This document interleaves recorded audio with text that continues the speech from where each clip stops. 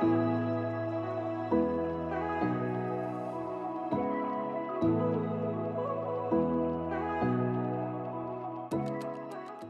I'm Denise Bauer, a member of the group board at Mott MacDonald. I just want to say a few words about COP26 and why it's so important. The recent IPCC report and extreme weather events around the world highlight again just how perilous the world's current situation is with regards to climate change. The science is clear. What's needed is urgent action to reduce global emissions by half in the next decade and reach net zero by 2050. And to build resilience to climate change that is already happening. We have no time left to lose. COP26 is a pivotal moment with the potential to shape the future of global economic development. A successful outcome here will see real progress towards urgent action. This means countries making short-term 2030 commitments that are consistent with the science, backing this up with real action, such as phasing out coal, greening the entire financial system, and supporting developing countries. But it's not just about climate. We need to rebuild the economy, deliver social outcomes, protect and restore natural ecosystems. Well-planned climate action can and must deliver these things too.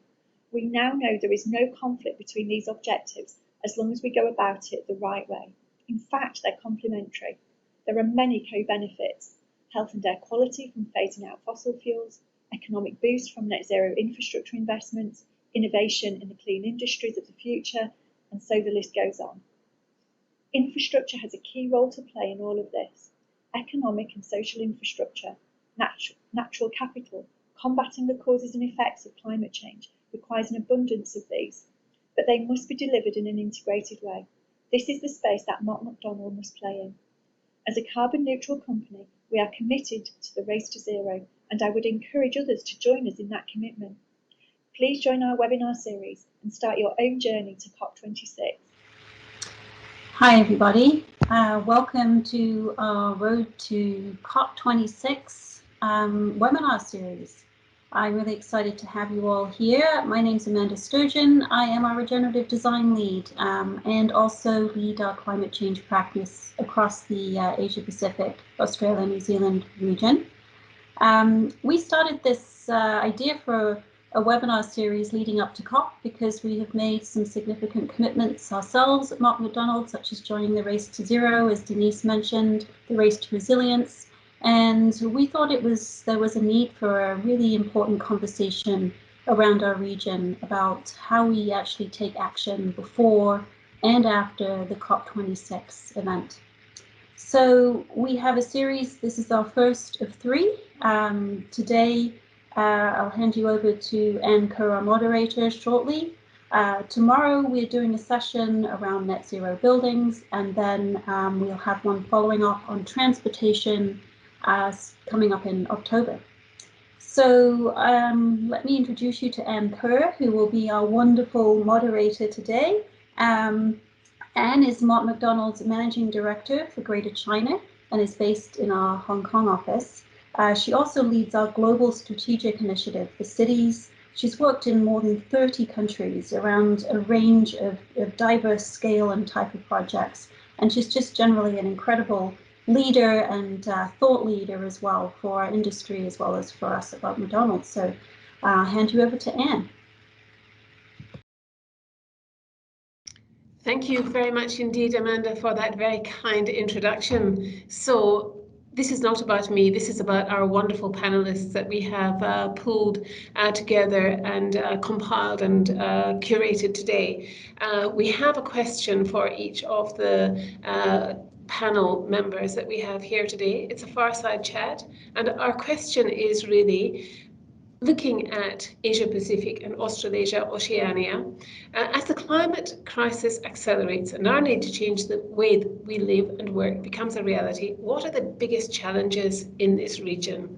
How can the many commitments, such as the Race to Zero, those that are ramping up in the build-up to COP26, assist in bringing those challenges to the forefront? So as I say, we have an absolutely fantastic and outstanding panel today. We have Sam Kernahan, who's going to give us the big picture from an Australian plus many other countries' perspective. So Sam has worked in over 50 countries. I feel very impoverished having only worked in 30 countries or so. And then Rachel will talk about the international perspective. She will bring in some USA perspective as well as policy and perspectives around other interesting angles in terms of value chains and so forth. Rachel has been in Hong Kong for many, many years and has had very significant regional roles as well. Janice Mercado will be bringing it very real and talking about typhoons and having lived with typhoons and heat and resilience from an Asian perspective, and also from the city's perspective, because Janice is leading some of our future cities work. And Hassan Ibrahim will be bringing it to us from an island state perspective. So in Singapore, where there is no room to retreat, what can we do to look at the issues associated with climate, sea level rises, heat, and so forth? So starting off, let me just introduce a little bit more detail around Sam. He has worked over the last 20 years in more than 50 countries across Asia, Oceania, and the USA to build community infrastructure and institutional resilience to shocks and stresses, risks that are being intensified by climate change, urbanization, and globalization. He has led the development and implementation of climate and disaster resilience programs with the Rockefeller's 100 Resilient Cities, the ADB, and the state governments from New York to New South Wales, where he's currently based in lockdown. We then have Rachel Fleischman, who's also in lockdown in Hong Kong, having just visited the United States, and she is head of partnerships, Carbonless. Rachel is a veteran sustainability professional with expertise in confluence of innovation, business development, advocacy, and communications, and I can give a huge testament to the influence that Rachel has had in this area in Asia Pacific as well as beyond. Rachel's mandate as head of partnerships at Carbonless Asia is to accelerate the decarbonisation of Asia via new materials, technologies, and business models. As founder of Insight Sustainability, Rachel advises businesses and non-profit organisations on climate change and circular economy issues. She writes and speaks on the national impact of impending climate change in Asia. We then turn to Janice, who is in lockdown, sort of, in Singapore as well. And Janice is an environment and sustainability practice leader for Southeast Asia and regional practice leader for Asia Pacific and the country lead for the Philippines in the delivery of the United Kingdom's Foreign and Commonwealth and Development Office's Global Future Cities Programme in Southeast Asia with Mark MacDonald. Janice is specialising in environmental and social impact assessments and due diligence of major projects and leading high-performing professional E&S teams. Her experience includes performing assessments using Equator Principles and IFC performance standards on environment and social sustainability. And last but not least, Hassan is in self-imposed lockdown, semi at the moment, and Hassan Ibrahim is the Deputy Director and International Biodiversity Conservation Director at National Parks Board in Singapore. He is overseeing the analysis and administration of regional and international environmental agreements pertaining to biodiversity conservation, as well as non-biodiversity related agreements with biodiversity implications. Among other aspects, he is also currently focusing on forest-related issues and discusses these regionally within ASEAN and internationally under the United Nations Framework for Convention on Climate Change. And one of the specific activities he manages is the greenhouse gas reporting for the land use and vegetation sector of Singapore for reporting to the UN. This is really important, I think, because everybody has seen the amount of forestation and bringing in the city into the garden and then taking it even further into a conservation state in Singapore. I think we all see the examples of security in terms of water that has been put into effect in Singapore, but also now Hassan was just saying that they're looking at the food securities and the issue and the threats associated with food security. And it's not just in Singapore. So I'm not sure that I've got the numbers correct, but I think that about 70% of the food, or maybe even 90% of food in Singapore, is 90% is brought in from overseas. In Hong Kong, it's 97%. So, you know, these are things that are absolutely critical to us, and they have an impact in relation to the very pertinent topic of climate change. So without any further ado, I would like to invite Sam to give some opening remarks. I will invite all speakers to give some opening remarks, and then we'll have a very enjoyable question and answer session in terms of the topics that have been raised. So Sam, take it away, please. Thank you, Anne. And let me begin by acknowledging the Darkinjung people, the traditional custodians of the land in which I meet with you today, and let me pay my respects to their elders past, present and emerging. As we close in on COP26, the biggest challenge here in Australia and in Sydney where I am is the speed at which we can transition energy generation away from fossil fuels to the plentiful renewable energy that abounds across this wide brown land. This is as simple and complicated as it sounds. Australia, like many others, is being squeezed from both sides of climate change. We're experiencing the worst of the climate extremes, heat, flood, drought and bushfires, and also having our high carbon economic model challenged as the world moves in a different direction. Australia is the world's second largest coal exporter after Indonesia and earns Australia $40 billion in export revenue annually. So this is a big deal. And within this political and economic context, to achieve a low carbon energy future, we need to do three things at the same time. Firstly, we need to rapidly replace the coal and natural gas that makes up the bulk of our energy generation with renewable energy. Secondly, we need to build decentralized community scale battery capability to take advantage of our world leading rooftop solar penetration. And finally, we need to transition the 50 to 100 million machines we use in our households that are powered by fossil fuels to those that run on electricity. Because there's no point building the grid scale and decentralized renewable energy network if we're not going to electrify everything from cooktops to cars to take advantage of it. So back to the first challenge. Parts of Australia, like Tasmania, one of our states, are already 100% renewable, fueled by hydro, wind and solar. And across Australia, we're as high as 27% renewables in the energy mix. But for most of the population served by the national energy market, in 2020, that was 70% of the energy generation was fueled by black and brown coal.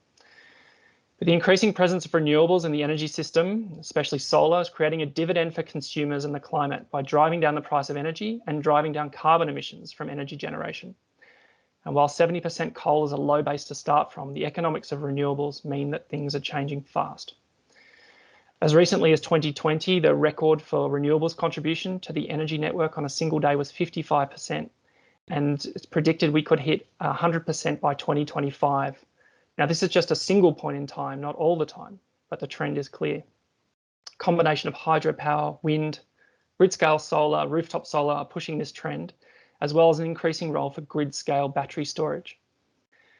On top of this, most of Australia's coal-fired power stations are planned to exit in the next 2 decades, meaning that the energy sector is under pressure to replace this capacity fairly quickly, but not fast enough.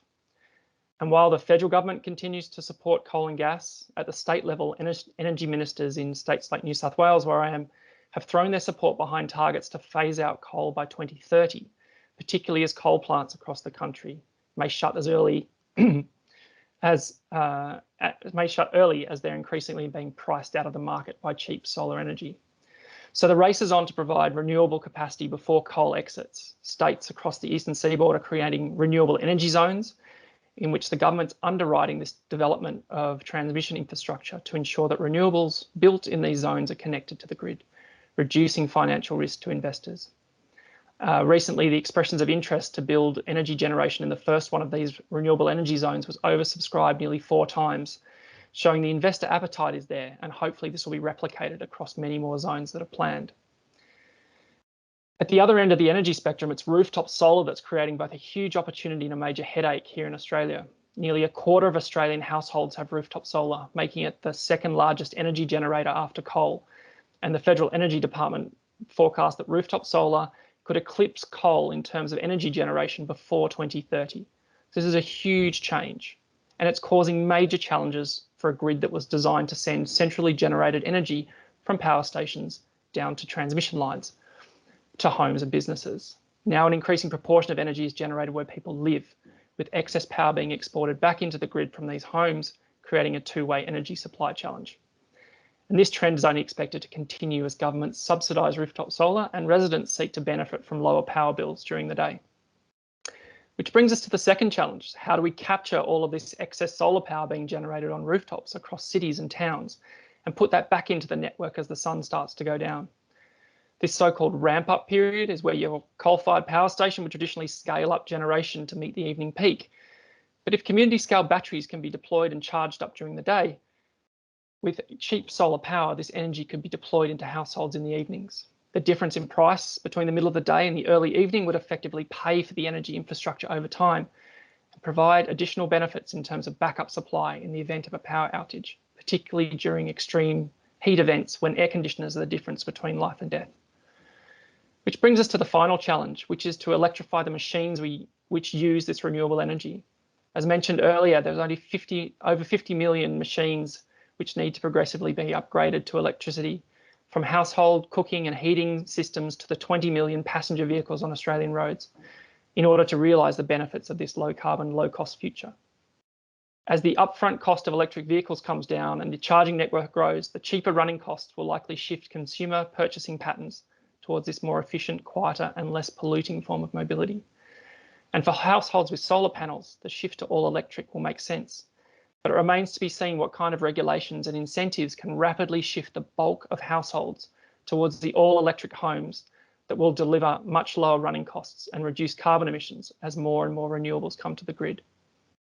And with each of these three elements, renewables into the grid, decentralised storage and electrifying everything, we're seeing new local innovations emerging that are creating clean green jobs and growing a domestic manufacturing, maintenance and retail base in these areas.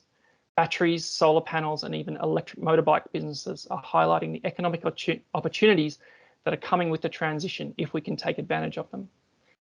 In the lead up to COP26, we know we need to decarbonise our energy system, and we can see the economic opportunities and benefits in doing so. The challenge is going to be the speed of transition, the leadership, incentives and enabling environment to make this rapid shift by 2030, to do our part to keep global temperature rise as far below 2 degrees centigrade as possible, to reduce the risk to our communities and economy domestically, but also those of our neighbours across Asia and beyond. Thank you, Anne. I look forward to this conversation. Thank you very much indeed, Sam. Now, without any further ado, over to Rachel. Thank you. Thanks so much to Anne and the whole team at Mott MacDonald for an invitation to what's going to be quite a fascinating discussion, and thanks to Sam for kicking us off. When the climate alarm went off several years ago, we collectively as humanity hit the snooze button. So now we are late to the party. Not only do we have to get to net zero by 2050, we have to have our emissions by 2030, and that's going to be quite a challenge. So to kick off this part of the conversation, I would offer 3 points and a prognosis. Point number one is decarbonization means more than just energy companies in the grid. Absolutely everything Sam said was true, and we do need to focus assiduously on decarbonizing energy and electricity. But in some places, including in Hong Kong, that focus has meant that other companies have felt they could just sort of sit back and go to sleep. But remember, sleep is not an option. In fact, there are many other critical elements that will engage everyone across the industry and across society. One is embodied energy in materials, particularly hard to abate materials like chemicals, plastic, steel, concrete. In the chemical process, the steam cracker at the very beginning of the process of cracking hydrocarbons down into carbon value chains, and from there down into the eventual paints, glues, plastics, et cetera, that first step can consume up to 80% or more of the energy intensity of the full life cycle of the product. That is something that needs to be cracked as a challenge before chemicals can be properly decarbonized. The whole process also emits other greenhouse gas emissions. For plastics, the projected footprint of producing and incinerating plastics from between now and 2050 equates to about 19% of the entire carbon budget for a 1.5 world. Obviously, much too high a run rate. But it's difficult, it's very complex to look at the plastics economy and try to decarbonize it. Let me give you one simple example, Legos. We all know Legos. We all grew up with them, and some of us have never given them up. The company has been using wind power since 2016, so their processes are decarbonized. Then in 2018, they decided to use bioplastics as an input, but that still leaves them with a piece of plastic at the end that does not biodegrade, because bio-based does not necessarily equate to biodegradable. So it still does not get them to their net zero. Steel and concrete each emit about 8% of carbon emissions by the business sector. Another 24% of emissions come from land use, forestry, agriculture. Much needs to be done beyond just afforestation to really invest in biodiversity and to recognize and value that effort. We'll talk about that more later. And another 25 to 30 or more, depending on which estimate you look at, of greenhouse gas emissions come from gases with much greater global warming potential than carbon dioxide, such as methane and nitrous oxide. Waste and transport are also critical. So decarbonization means more than just energy. And point two, decarbonization efforts to be meaningful must encompass the entire value chain. So if you map carbon along a value chain, most firms only own a small percentage of the carbon footprint within their gate. So that's scope 1, or if you add scope 2, the purchased electricity, that still for most consumer goods amounts to about 6 to 12%. A little bit less for food, much more for steel or oil and gas, but for most consumer goods, it's in that space. So if you want to actually tackle the carbon footprint of a product, you must have value chain collaboration. Is that hard? Yes. Ask Walmart, ask Starbucks. In Asia, ask Kao and Mitsubishi Chemicals, and a longer and longer list of companies that are really trying to engage their tier 1, tier 2, tier 3 suppliers, as well as influence consumers in how they use goods and what happens at the end of life. This whole process starts with mapping carbon and greenhouse gas leakage along a value chain and responding and recalibrating those value chains accordingly.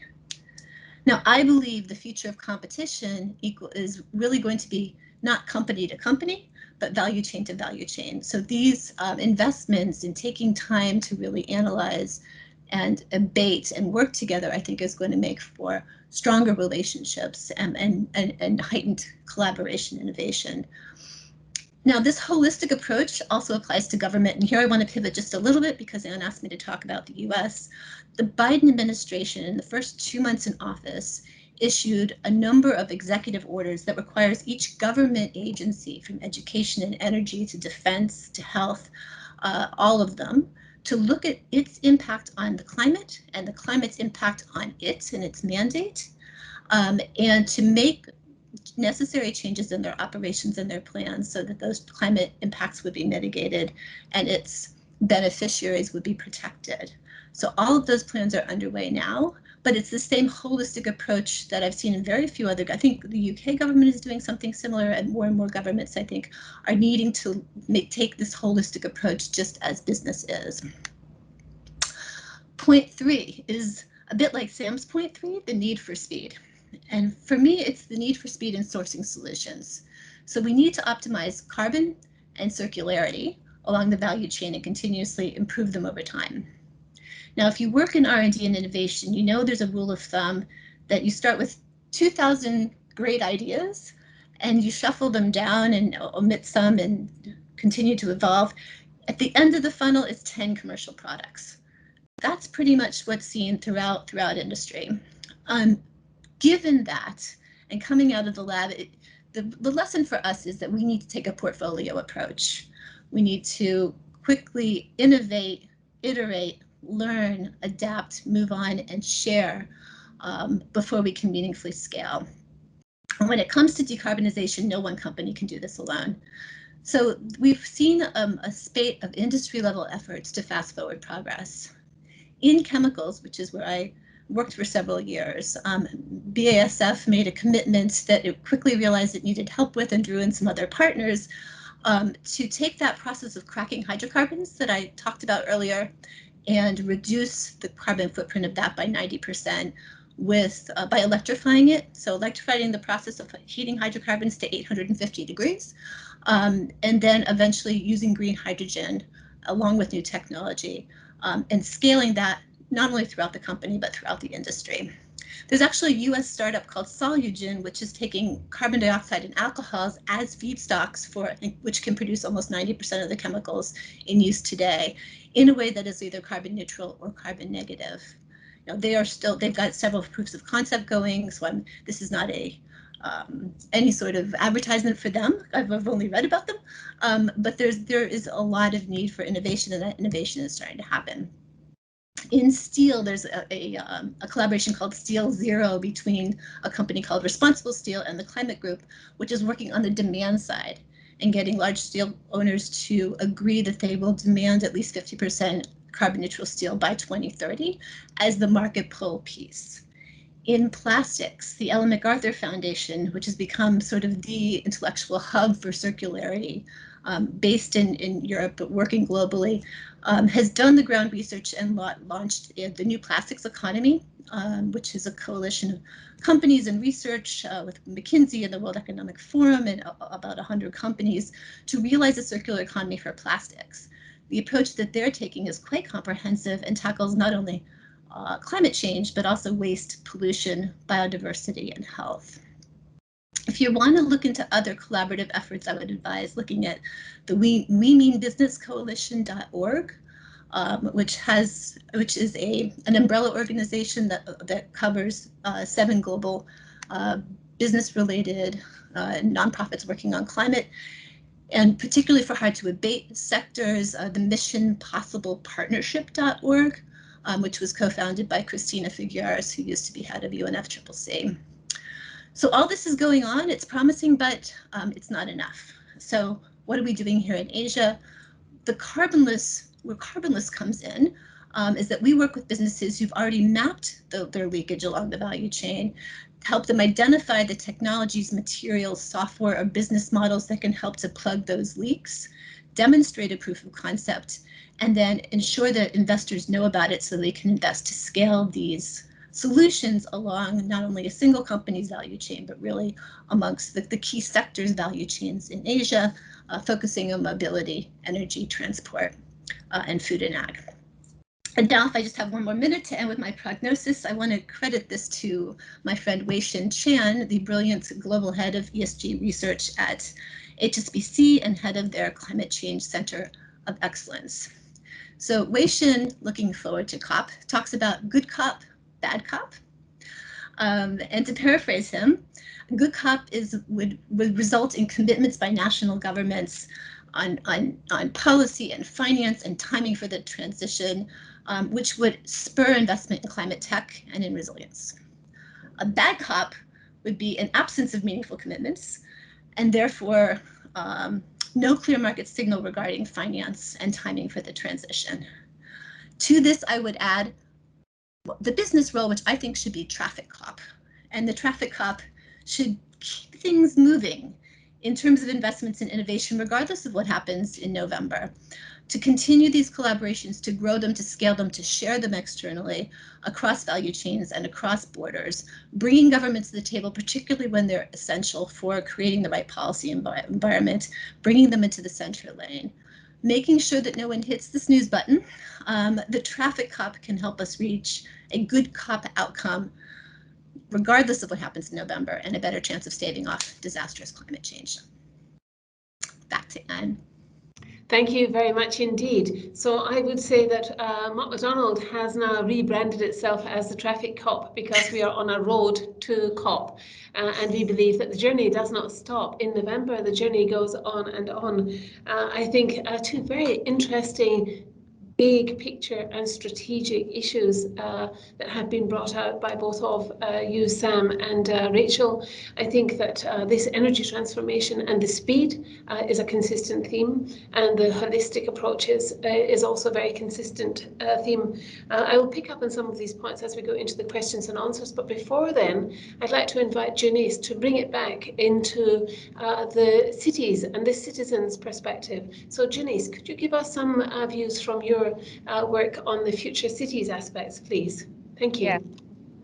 Yes, thank you. Sure, Anne. A pleasure to be here. So Sam and Rachel have definitely raised very good and important points about the biggest challenges that we face in Asia in relation to climate change. But from my perspective, I would like to highlight a number of particular aspects within the context of Southeast Asia, which is, Southeast Asia is home to 650 million people in 11 countries, most of which are developing nations that already face the challenges that come with high economic growth and rapid urbanization. And at the same time, they're already living with the effects of climate change. These effects include extreme weather events, disasters that result in widespread economic loss and physical damage, such as typhoons, which are getting more intense. And then there's the extreme heat and droughts, which are happening even more frequently now and affecting crops, livelihood, and agriculture. In the urban setting, the communities along coastlines and rivers and densely populated low-lying areas in metropolitan regions are in most danger.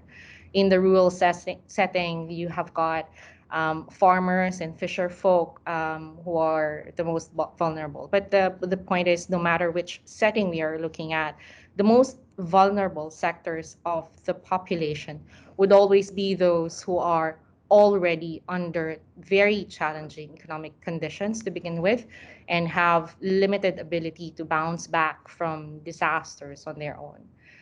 For example, my home country, the Philippines, it is a country that deals with around 20 typhoons each year. And year after year, the rains and typhoons are becoming more intense, and the damage and destruction that come with these events are only getting worse. There are millions of people living in a never-ending cycle of loss and rebuild of their homes, farms, livelihood, over and over again. Recovery is almost always heart-wrenchingly slow.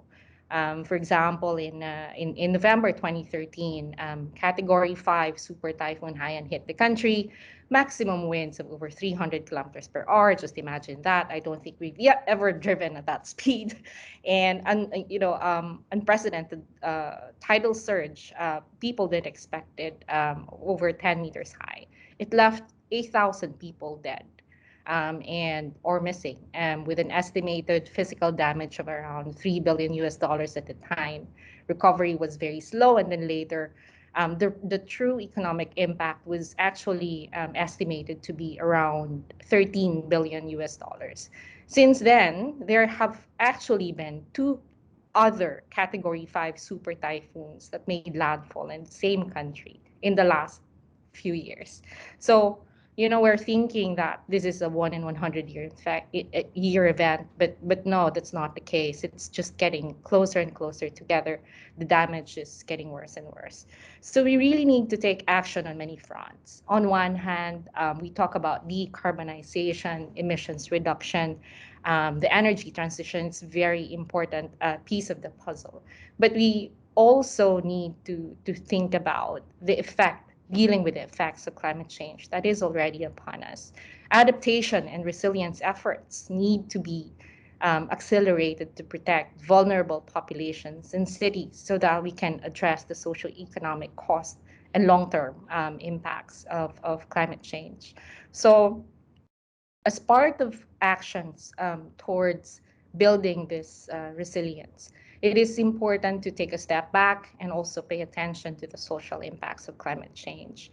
And then just think about what livelihoods are most at risk due to climate impact, and then invest and provide support in developing more resilient or alternative methods, practices, livelihoods.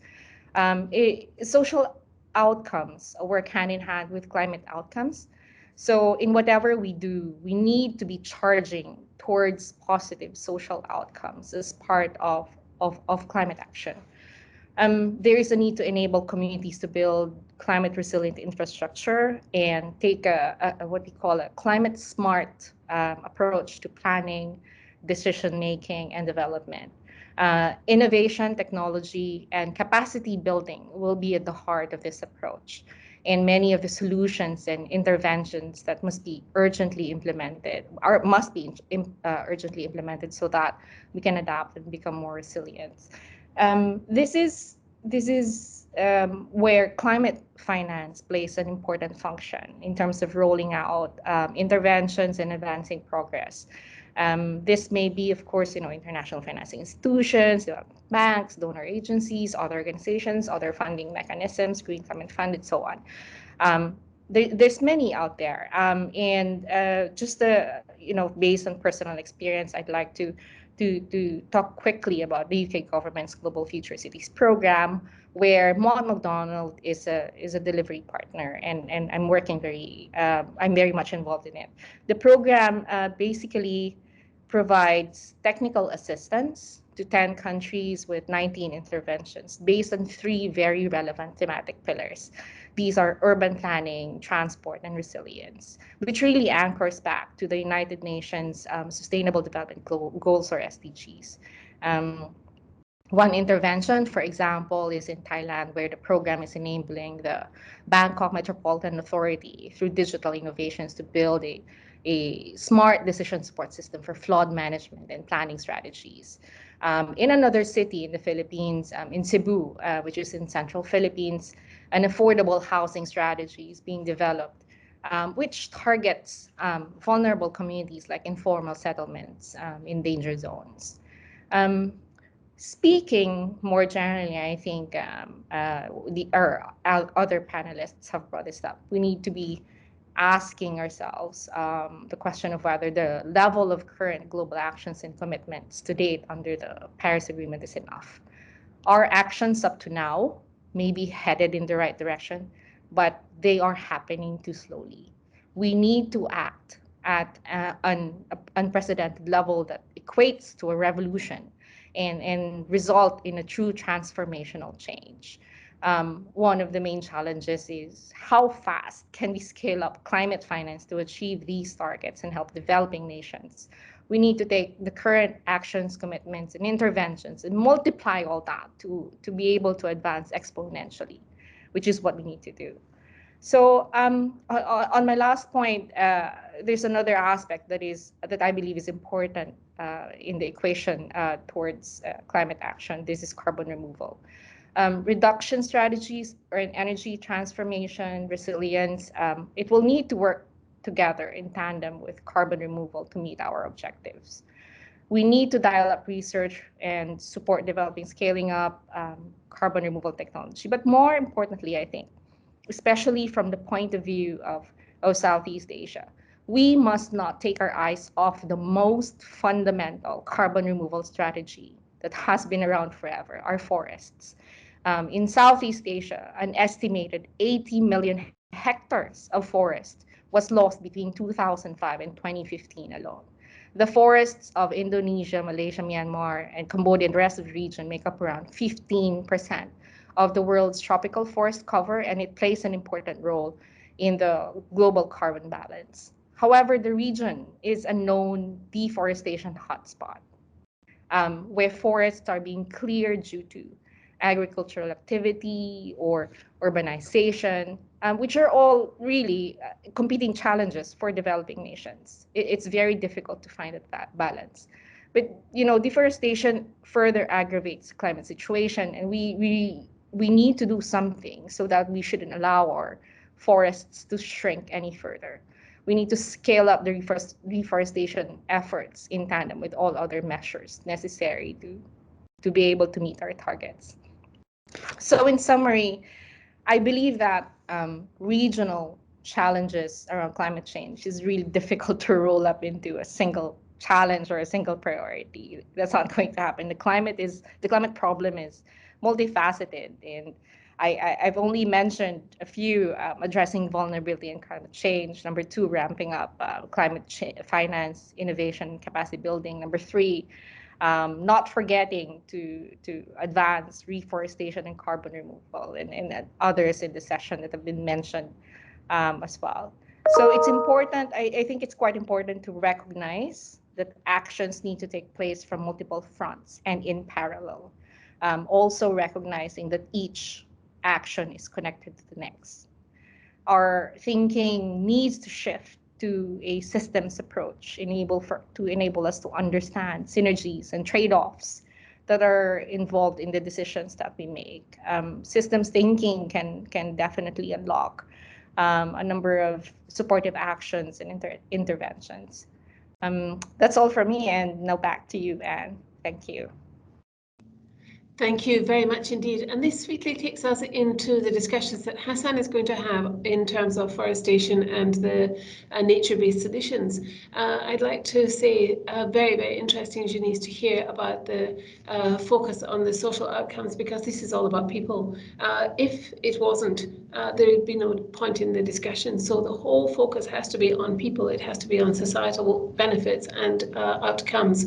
And also, we cannot forget the financing. And I will come back to that in the questions, because I think financing is a really, really important issue. You touched on the health aspects as well. And of course, you've got water, energy, food, all equating to health, good or otherwise. But before we come to those questions, let me ask Hassan if you would bring us into the Singapore mindset and the island state, because the resilience issues are tremendously important to you in terms of, as I mentioned, food securities, water securities, and so forth. But you have no place to retreat because you are bounded by sea. You can reclaim land, but that's highly carbon intensive and also is bounded by a variety of other conventions and so forth. So Hassan, could you give us some of your thoughts, please, from the Singapore perspective? Thank you. Right. Thank you, Anne, and good morning from Singapore, and good day to everyone else if you're outside of the Singapore time zone. And thank you to Mott MacDonald for giving me this opportunity to be part and parcel of this distinguished group of panelists. While my panelists have given the perspective of businesses and society at large, or in the case of Janice, giving a larger perspective based on Southeast Asia. So let me just narrow that down in terms of what are the challenges we face. Climate change is in the onslaught, even for a small country like Singapore. So we do face challenges for a very small island state, what we, in most cases, we also call ourselves the little red dot. Now, I think for all of us who know, Singapore is an alternative energy disadvantaged country.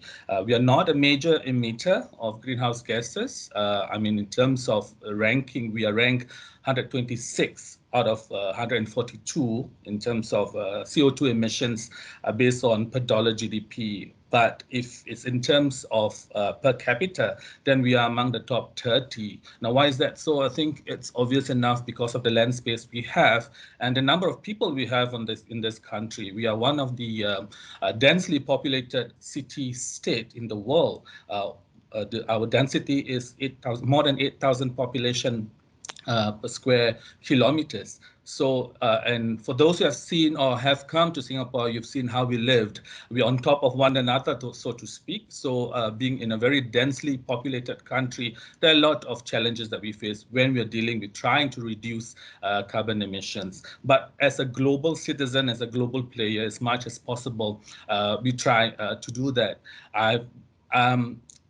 I'm a bit of an advantage in the sense as a public servant, so in the public service. So I do know a little bit of what the government is heading towards trying to reduce our carbon emissions. For example, we have submitted and updated the nationally determined contributions, where we try to peak our emissions by 2030, but at the same time reducing our emissions intensity by 36% based on 2005 levels. And we've also submitted our long-term low emissions development strategy, where basically we aim to halve our peak emissions by 2050 and try to reach a net zero emissions as soon as viable.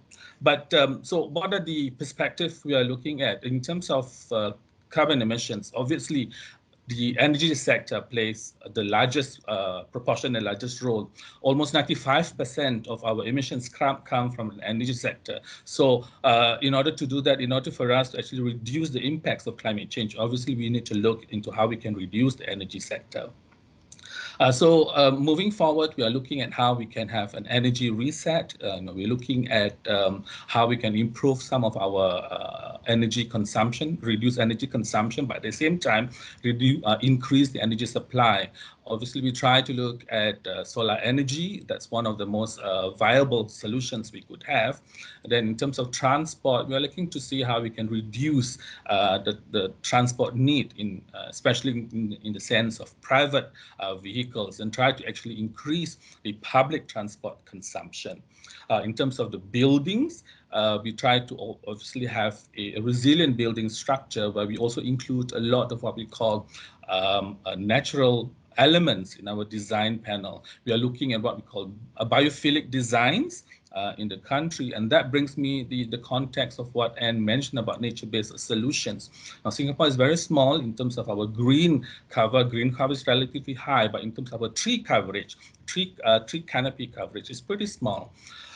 We just have about 10% of areas in Singapore that's covered mainly by tree covers. But a lot of other areas are green because you do see that our buildings are covered by things like skyrise greenery.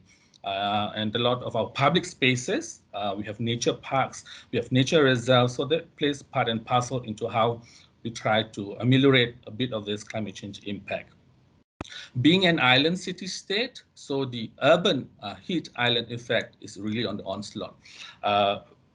Junice mentioned about, typhoons hitting Philippines. Maybe Singapore is a little bit advantaged in the sense let's hope not. We've not encountered major typhoons or earthquakes or other natural disasters. But due to climate change, elements like sea level rise, we have seen extreme wind.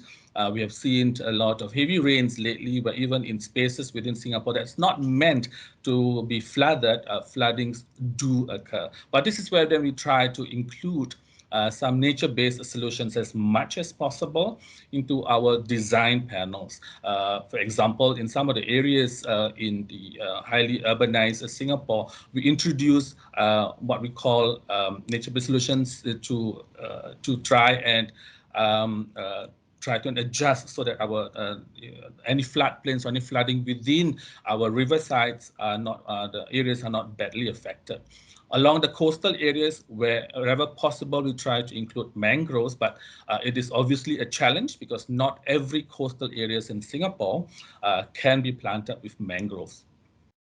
Then I would say a very important element also is when we deal with nature-based solutions is the value of biodiversity as well. Natural capital is equally important to us. There's a bit of a wake-up call in the sense that we also need to see the value of greenery hand in hand with a sustainable living in Singapore. So in terms of that context, we try to see what is the valuation of natural capital in our day-to-day living. I think Anne also mentioned right at the start, for Singapore, a small country like us, food security is critical. And this is really, really evident with the onslaught of the COVID-19 pandemic. Right at the very start, the question of food security and having an open supply chain become really critical. So it became essential for us to discuss how can we have a continuing food supply chain. So the government has started a task force, what they call an Emerging Stronger Task Force, and of which then they have also initiated some alliances with the businesses, trade associations, and others. So there is an alliance for action for sustainability, and one of the areas they look at is in sustaining our global food chain as well. But on top of that, locally, we also try to see how can we improve or how can we enhance our food security. So under the agency, the Singapore Food Agency that looks into the elements associated with anything to do with food, we have what we call 30 by 30 concept, where by 2030 we aim to have our local nutritional needs done by our local farmers. Now that is a challenge by itself, because actually only 1% of Singapore's area is of agricultural land. So how do we try to achieve 30 by 30? So instead of doing on the ground, we also look at buildings. So on top of a lot of our buildings, on top of a lot of our residential areas, that's why we have what we call urban farms as well. But obviously, we also need to do a check such that the energy consumption is also not so obviously high as compared to, say if you're done through the conventional method. Associated with COVID, for example, and also food security is health. Due to the increase in temperature, and in the case of Singapore with urban heat island, we do see that there's also a need to do a check on what is the health resilience to our population, especially the senior citizens. So we also include nowadays, say for example, in hospitals, the element of nature-based solutions, where greenery is part and parcel of the build-up areas. So a hospital would have also green spaces, whereby out of the window of a patient, what they see is the value greenery, because there have been some studies shown that say that they're able to actually heal better with such elements in hand. So, and on top of that, we also have therapeutic gardens around Singapore, so which also helped to bring about this sustainable living in the future. Maybe I just touch on one last element, and that has got to do with the politics in the country. I think Singapore is I should say we are advantaged also in the sense that we have political stability. I think we all know we've been having a stable government for all these decades, and that helps actually to move forward into do a lot of planning. But the government also see that on one side you can't just do a top-down approach, but you also need to have a bottom-up approach. But nonetheless, what the government aims to now move forward towards this era of climate change is looking at what we call, they have introduced a Singapore Green Plan 2030, where there are a lot of new innovations and ideas as well as plans moving forward into the next decade and beyond. And there are 5 pillars within this Singapore Green Plan 2030. We'll be looking at how we can do sustainable living. And another pillar is on looking at the energy reset, a green economy, resilient future, and last but not least, city in nature. And that is where I play a role as well, because city in nature is tasked to the agency where I belong to, and that's the National Parks Board. So moving forward, under the pillar of city in nature, we try to increase some of our green spaces and to try and improve the green connectivity between areas. Even though it's small, the value of green spaces is very much evident in the residents in Singapore. We've seen, for example, due to COVID-19, where 5.4 million of Singapore are not allowed out of the country. So where do we go? So that's where our parks and our nature reserves become heavily visited. Obviously, then the set aside we need to see and control to ensure that there's no spread of the pandemic disease amongst the population. But nonetheless, yes, the value of greenery is important. And I just want to end. Even now, we are in the midst of building up a new township in the northwest of Singapore called Tengah Forest Town, and you see with the name there, Forest Town itself. So nature-based solutions is being included, and a lot of new technologies being included. It will be the first smart and sustainable township in Singapore. So maybe, Anne, I just stopped there and to give you back the floor.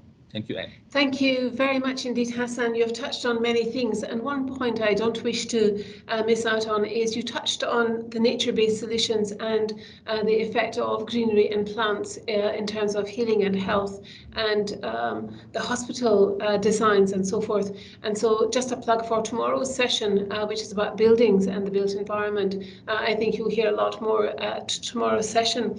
I also thank you for talking about politics, because politics, although we never like to discuss what divides us, I think politics are actually very, very important, because we can't get away and we cannot escape from the fact that there are political cycles, and people will have, or political parties will have different drivers depending on which party they're from and so forth. So across the world, politics is really, really important in this whole debate and discussion.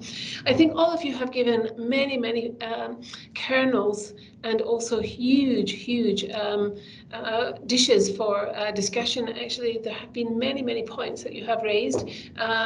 Some of them have been touching on each other's points, but there are many individual points, and I'm not quite sure where to start with the question. So I think what I would like to start with is about financing. So Janice, you touched on it lightly, but I'd like to talk about financing, because in relation to COVID-19 and the fact that governments around the world are having huge bills that they have to pay for in terms of existing commitments regarding COVID rescue plans, but also going forward in terms of the issues associated with the emergence from recession. Many governments will be paying and delivering infrastructure projects to get out of recession. But as Rachel has identified, 8% of the emissions come from steel, 8% from concrete, and then many more materials that are used in infrastructure projects besides. So how do we actually deal with this dilemma and dichotomy? Are we going to stay in recession so that we can pay for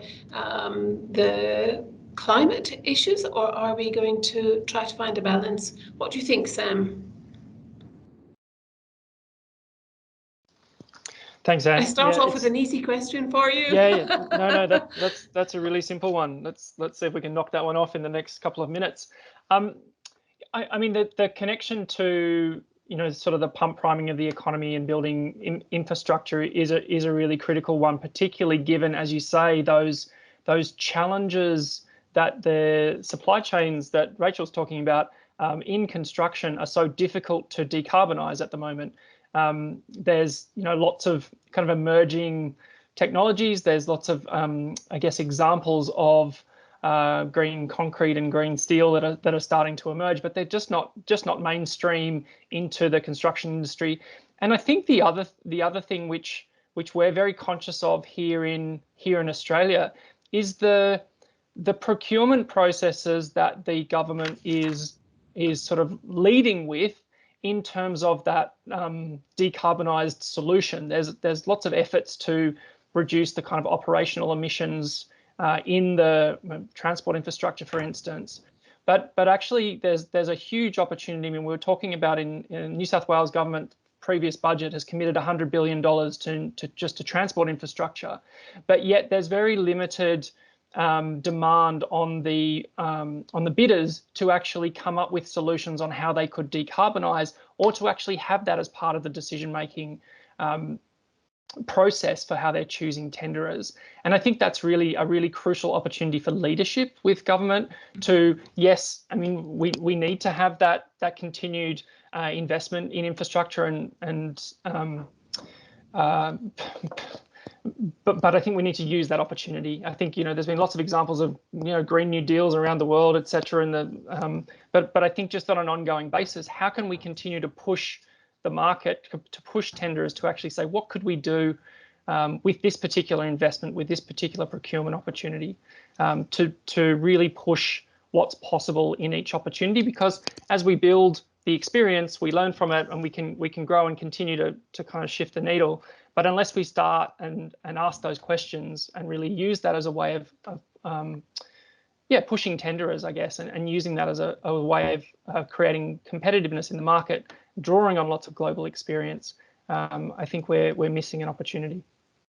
I think you're absolutely correct, and I think it's a really, really important point. I don't wish to impose on Hassan, being a government servant, to answer that point, but I think it is an important one for us all to think about and take away and see how we can influence as well.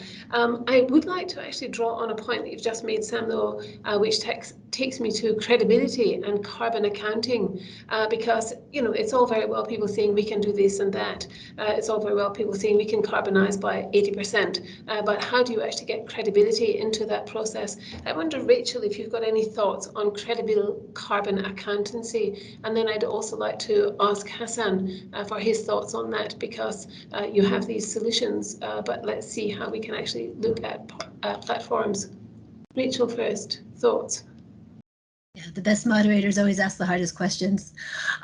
So accounting was not my strong suit in business school, and I can't say that I've got any accounting specific sort of hints or tricks, but I think what's important is that accounting and the whole sort of carbon valuation and accreditation and reporting evolution that's going on right now. We've seen multilateral organizations come together to agree on what the standards are and how they should be reported across industries, across sectors. And just getting the global bodies that set the standards to focus on this means that we are going to now integrate these standards into the learning for young people who coming into the field, as well as into the balance sheets and reporting for companies, and the companies who have some insight, and the companies like BASF, my former employer, who have an internal cost of carbon and have been playing with that for years, to have the credibility to come to the table to try to help speed that process and provide insight of, sort of not making the obvious mistakes, and finding ways that are valid for all. So I would look at the work that WR is doing, look at the global accounting initiatives, and also I think the banking sector has a huge role to play, but in a sense they have to play catch up, because by definition there's still two degrees of separation away from what's going on in the ground in companies, and each sector has different drivers, and each step in the value chain has different opportunities and constraints. So really understanding, again, that sort of mapping of the value chain and the carbon and greenhouse gas emissions, toxicity, energy intensity, and waste at each level is really the starting space. And it's going to take a while for people to get up to speed on that. But I think as we follow the EU's role in creating a common taxonomy, so we can all actually talk about this in the same language, that there will be progress on it. I think that's very important, actually. Common taxonomy is really important so that we all actually understand what we're talking about. I also think, picking up on your point about the banks, so I know Standard Chartered, I heard the CEO recently say no roadmap to net zero, no financing from the banks. And we see this from Bank of Japan, and various other banks as well are going for processes to drive decarbonisation, which is really important. I don't know if Hassan or Eunice have any other thoughts to add. Maybe Hassan first. Any other thoughts on the standardisation of carbon platforms and so forth? Thanks, Anne, and good that you mentioned about that, because I think moving forward, what we also aiming to under our green economy pillar is to try and aim at achieving, trying to transform Singapore into a carbon hub and trading services in the future. So that's one platform you're looking at, and locally we also trying to see whether we can improve the local productivity and also to reduce a lot of the carbon emissions from the industry. We are well aware Singapore has introduced carbon tax for the industry, and so that's it's a small element at the moment, but there will be some changes to that and how we're going to tweak it in the future. Now, in terms of carbon accounting, I mean, I play a role in the when Anne introduced me in the carbon reporting and accounting for the land use sector. For a lot of for my neighboring countries in ASEAN, the value of green, it's always a carbon sink. But in the case of Singapore, because of the development that we have, there's still continuous development where some of the green spaces are also removed. So we've been reporting our land sector as a source.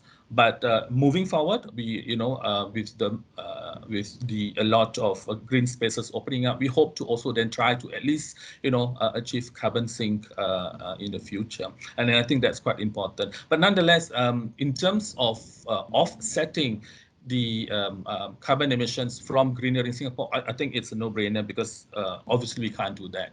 We definitely need to look at the other major sectors, major players in Singapore, and that's the energy sector.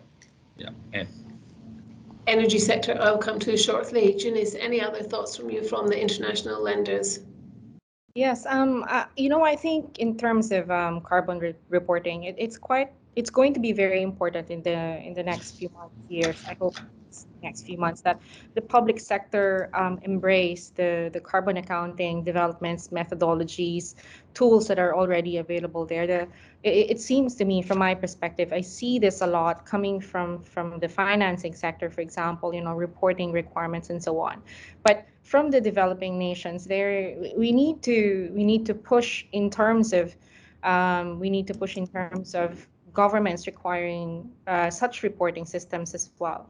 It may be robust in certain places, but I think across the board we're thinking about many differences in terms of how the reporting systems are being adopted, and also how they're being used. It has many different take up, I suppose, or a buy-in at this point in time, and we need to make it almost as if similar and at the same level for everyone in every nation, so that we will all pay it the same level of attention. Thank you very much indeed, Janice. Now turning back to the energy aspects, and this is not an energy panel, but it's really important that we actually pick up this energy issue, I think. And Sam and Hassan, both conveniently, one sits in Australia, one sits in Singapore, and there's that interconnector between Singapore and Australia, a huge distance between the two places, and it's powered by solar energy. So that's ongoing at the moment, and that's one great opportunity for transferring energy from one place to another. But how about in future hydrogen? Do you think you could have some situations where we could look at white hydrogen, for example? Locations of white hydrogen, I'm told, are abundant in Australia. Could they be then transferred from Australia to other places? What do you think, Sam, and then Hassan? I mean, yeah, there's a lot of excitement about the potential of hydrogen. We've had a couple of events this year, sort of bringing together the different technologies. I mean, the great opportunity, I suppose, is having that transportable, dense and light energy opportunity to move for, whether it's for transport or for actually taking that hydrogen somewhere else and putting it into energy systems. I mean, the great opportunity that we have, you talked about white hydrogen, and my language, I think, is around green hydrogen, if we're talking about the same thing. But basically, we have huge amounts of solar generation, which enables that opportunity to actually create that green hydrogen, as opposed to the grey or the blue from gas or coal powered. We have a huge amount of kind of the opportunity to generate that solar, have those huge solar farms that you're talking about to actually drive that price down effectively, and then use that to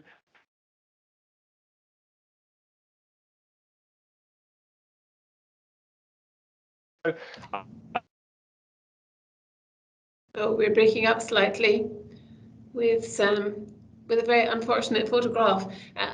Are we back, Sam? I can hear you, if you can hear me. Excellent, we can hear you now. Yes. Great. Driving prices down, you froze on. Yeah, I think that's really the opportunity. There's no proven technology currently that will deliver hydrogen at the prices needed to meet the market, to meet the kind of prices that are needed to make it economically viable. But we've got to test it and try it and build that scale to drive those prices down. And with the scale of solar that can be built and the wind that can be built here in Australia, we have a real opportunity to do that. So lots of hype, lots of opportunity. I think it's worth giving a go in the long term, and that's certainly where where the talk seems to be, certainly, even though it's, so exciting. So we need to get hydrogen onto the agenda as quickly as possible and make it affordable. White hydrogen, for the avoidance of doubt, was the one that is pumped from the Earth's crust, the magma, so that it's actually drilled, so that you're not using energy except the energy for drilling, whereas others are second generation energy fuels and so forth. But the rainbow colours of hydrogen are a subject all by their but for themselves. Hassan, is Singapore going to be the world's first hydrogen economy? Well, I hope so. I mean, that would be interesting. A good point that you raised. We all know Singapore is really alternative energy disadvantage. A lot of our energy mix is still based on natural gas. We are looking at solar energy, but where do we put the solar panels? We've already put a number of solar panels on top of buildings. We've put solar panels on some of our areas, including our reservoirs. So there's a lot of these multiple users, but then there are questions from the community when we put on reservoirs. There's a competition or an onslaught against biodiversity elements as well. So that's all coming into play. We are in the lookout for new innovations and research in hydrogen. So yeah, that's something we are looking at, and I think it would be useful to see. There's a lot of talk about gray hydrogen at the moment. In the sense, it's not really that clean, but also we are hoping that from, like you said, the rainbow colors, hoping that the hydrogen will be a green hydrogen in the future. And then yeah, so well, we hope to be in the play in the future for sure. So yeah. Thank you very much indeed. So there's a question from the chat group. There are quite a few questions in the chat box that I've been keeping my eyes on, and one of them is around urban highways, and it makes me think, with the transport being a real challenge in terms of emissions and so forth going forward, should we actually build any more highways? Or should we be content with what we have at the moment, put a stop on it for a couple of decades and force the pace into alternative ways of moving people around? Or perhaps people don't need to move around. Perhaps the new way that we're living, working from home, the global trend of people being much more into a working from home arrangement, maybe people don't need to move. Maybe we don't need any more highways. What do you think, Rachel? Or Janice, maybe Janice first. Janice, what do you think? Yeah, I think there isn't going to be one blanket solution for all of this. I think different places would have a different context. If, for example, you're talking about mega cities that are already congested in the first place, I would say bring the people out of the city. Perhaps might be a good alternative, and creating other areas for development so that you can decongest, and therefore the need for highways and roads will be different. But if you're talking about a different context where it's a developing country and farmers are walking to the markets, for example, to bring their vegetables and fruits and so on, their crops, then of course we need to make we need to try and understand what it is for. This is where social outcomes will have to be taken into consideration. We need to try and understand. We need to be able to have a vision of what social outcome we have in mind, and work that through the decision making process so that we can determine which most the lowest carbon path, I suppose, that you can take, considering the social outcomes that you need to achieve, so that you can keep an economy going and you can keep people's livelihoods happening. Absolutely. Social outcomes are absolutely at the heart of this whole debate and discussion, I have to say. There's another question in the chat box around water, and being a water engineer by original training. Of course, I find this quite fascinating because is water going to be a real challenge with ice caps melting and sea levels rising and so forth? Is this going to be the emergency? Is it going to be more of an emergency than energy? So I'm going to ask Sam what he thinks about water or energy, or is it a hand in hand?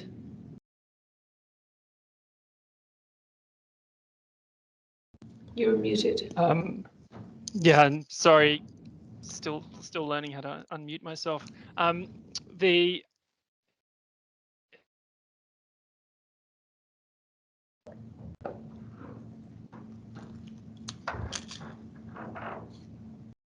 We seem to have a connection. For 10 years and there. Yes, we are. Sorry. Yeah, coming to you from a country that was in drought for 10 years and then it's pretty much been raining ever since. You know, all the dams are full and all the talk about desalination plants has you know, has kind of turned off. But we're in a situation, you know, in parts of Australia where we need to keep building things like desalination plants and think about how to use water more effectively in order to provide that redundancy in supply for the growth of our cities.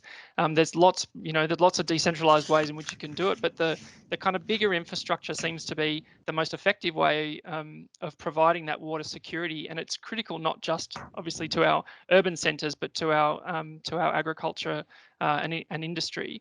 So I think there's the actual water supply kind of elements of it. Unless we're kind of managing that redundancy, I think we're going to be in real strife as the climate kind of goes through those extremes.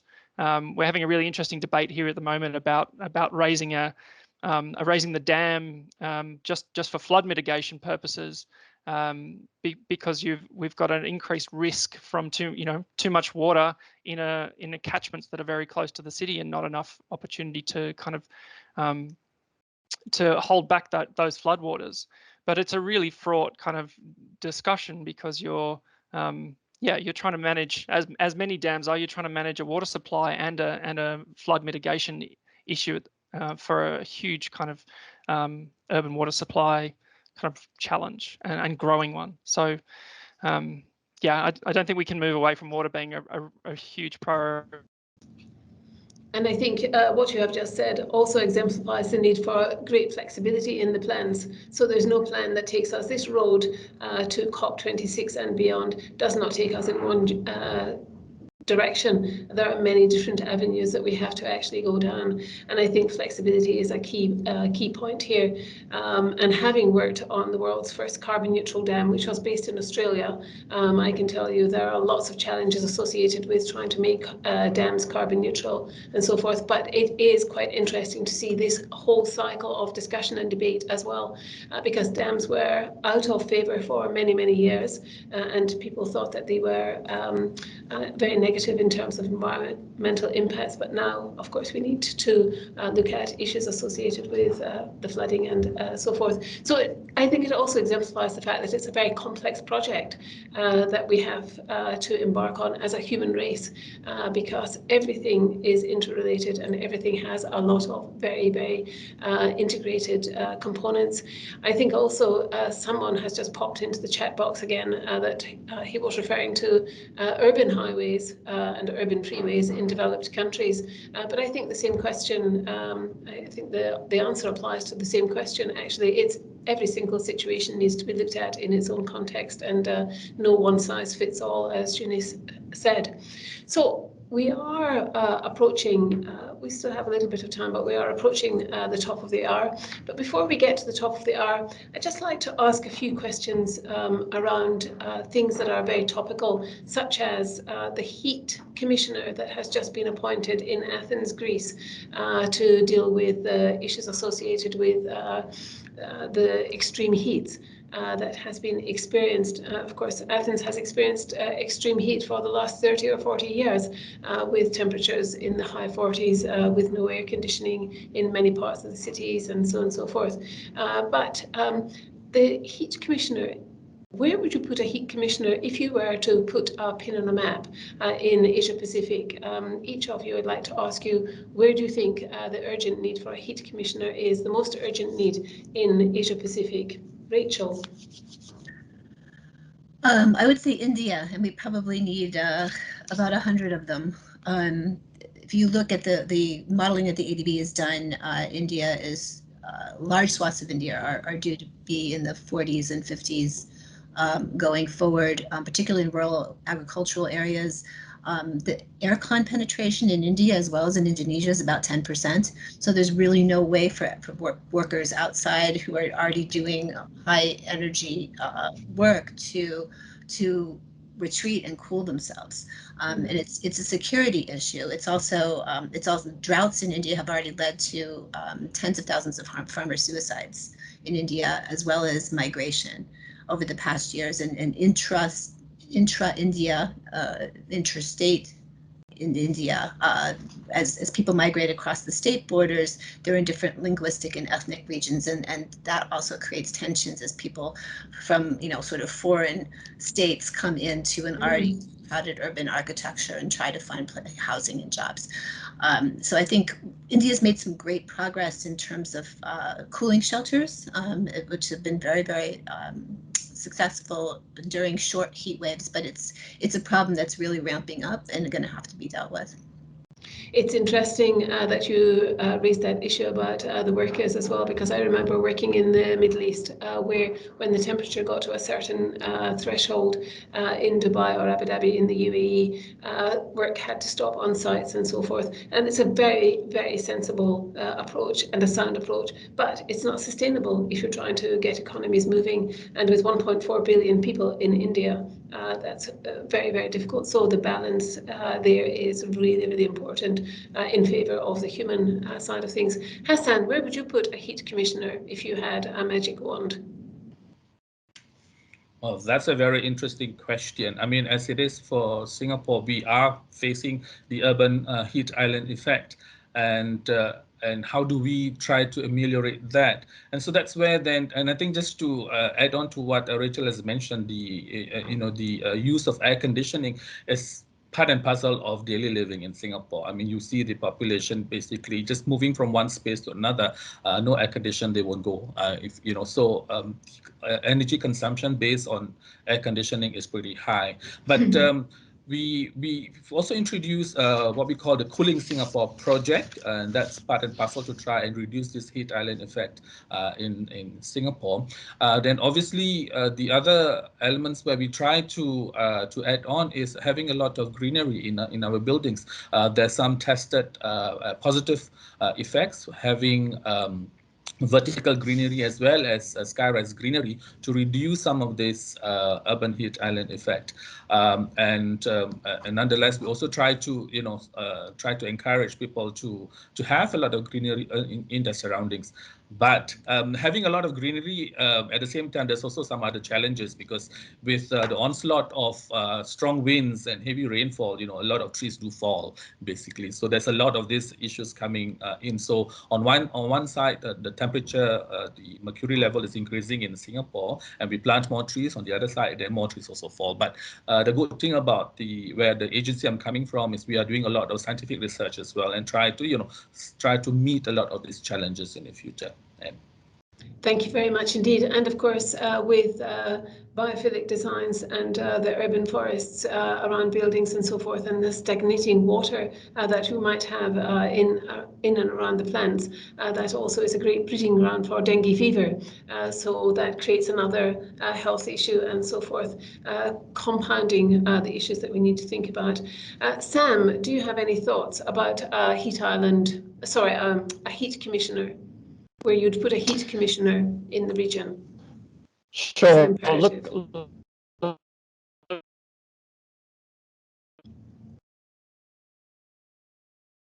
Okay, I'm going to go to Junice and ask Junice, with your Foreign and Commonwealth Development Office commissions in play, you must be aware of many of the cities that could do with a heat commissioner, or countries that could do with a heat commissioner. Where would you put yours? Yeah, well, actually, it's a very difficult question for me to answer, Anne, because most of the cities that I'm at least dealing with would be, the problem is more around flood management. It's like the other end of the spectrum. But, I was going to defer to Sam here if we can hear him. But I think, if we're thinking about Asia Pacific, we don't need to look any further than Australia. I think Australia is definitely suffering the effects. And I don't know if Sam can manage to speak now. Can you hear me, Anne? Sorry, I'm having... We can, yes. Okay. I mean, thanks, Janice. I am definitely going to put a vote in for Western Sydney or Melbourne, and maybe a commissioner across both. I mean, the difference in temperature between the coastal side part of Sydney and the the outer suburbs, the western suburbs, can be over 10 degrees on a normal summer's day, and during extreme heat events even more. And so you've got a situation where you've got days that can be upwards of 50 degrees, and just as we've talked about, just not built for those kinds of conditions. And many people in those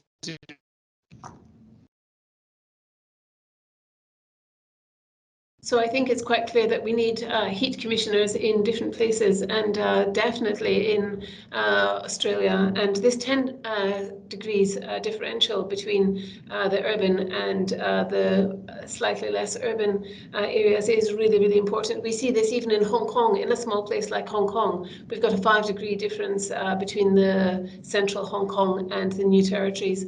And usually we talk about this in terms of the cold weather, but in terms of heat as well, we've got these issues to contend with.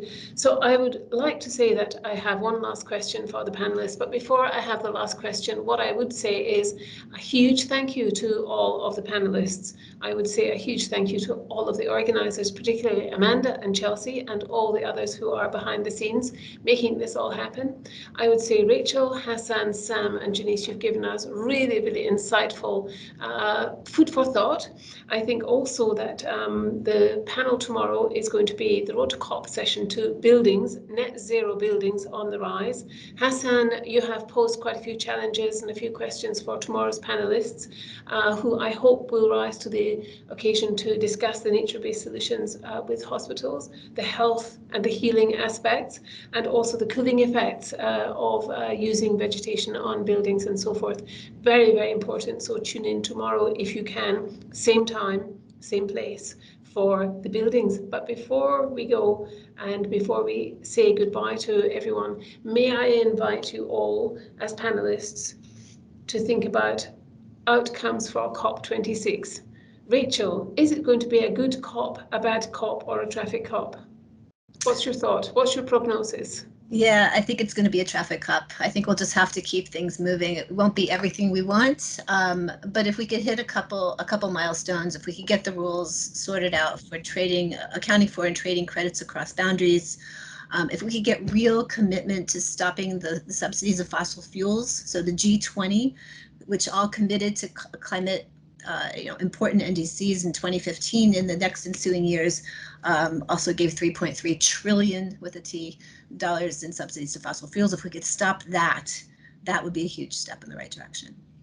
Thank you very much indeed. Now, you don't get away with that so easily. I need to ask you 2 milestones. What are the 2 milestones that would be the top 2 milestones that you would like to achieve or see achieved? Rachel. From COP? Yes. I think the updating of the NDCs from countries that either had less ambitious ones or haven't updated them in a while, particularly from South and Southeast Asia. I'd like to see some more ambitious to send those important policy signals. And secondly, I think, again, the rules around carbon accounting and carbon credit trading within and across borders. Excellent. Thank you very much indeed. Now, Sam, thank you very much indeed for coming back on again. I hope we've still got you for a bit. Can you tell us, do you predict your prognosis? Good COP, bad COP, traffic COP?